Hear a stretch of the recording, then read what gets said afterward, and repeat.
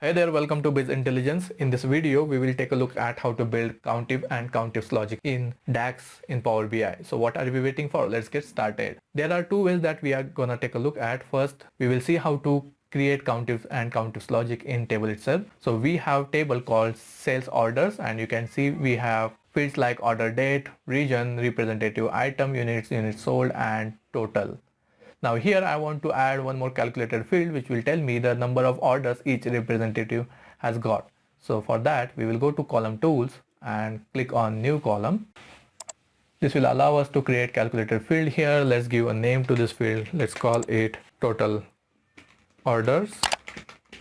We will go to new line and here I will declare one variable. Let's call it current representative is equal to sale orders representative. I will move to next line, return, and here we are going to use count rows function and count rows. Before we count the rows, let me apply filter here. Move to next line, all sale order, and here we will define the filter. Filter will be current representative is equal to representative of sale orders table. Now what it will do is it will take the current rows representative in this variable called current representative. So for example, if we are in first line, it will take Jones in this variable, and then it will go to this count rows function. It will apply filter.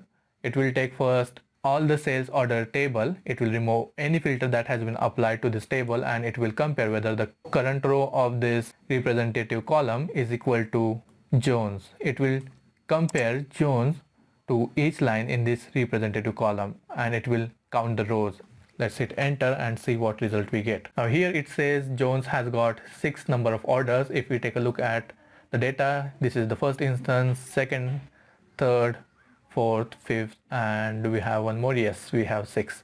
So this data is correct. Now here I have used a variable to get the current row value in this variable. If you don't want to use variable, that we will also see how to do that. So I will again go to new column, and here instead of using variable we are use earlier function. So I will say count rows and apply filter, take all data of sales order, remove any filter applied to this sale orders table, and then we will say earlier representative is equal to representative of sale orders. Now what does earlier function do here is it takes two row contexts. One is current row context and second one is the field that we have defined, that row context. So it will take the current row context value here, and it will take that current row context value to each value in this representative field, and it will give us the number of rows found for that criteria. Let's hit enter and see whether we get same result as this total orders field. So we are getting same result. So here we used variable and here we used earlier function to achieve same result. Now we will see how to build countifs logic. Now here what we want to do is we have representative and we have region as well. Now I want to see number of orders each representative has got in the respective region. So for example, Jones has got one order in East, then he has got second order in East, then is there anything? Yes, then he has one more in East. So there are total 3 orders Jones has got in East region. So we should get 3 for representative Jones where region is East. So let's go and insert one more calculated field, and here I will say count ifs logic, and here I will use count rows and then filter all sale orders, remove any filter applied on sale orders table, and I will take earlier function here. I will use representative is equal to representative of sales order. Now this will take current rows representative and check with each value of representative field. And second criteria and operator. Second criteria is earlier region of current row is equal to region of sale order table. Close filter function here and close count rows function here. We should get 3 for Jones where region is equal to East. Yes, we are getting correct result here. If we take a look at another region for Jones where we have central.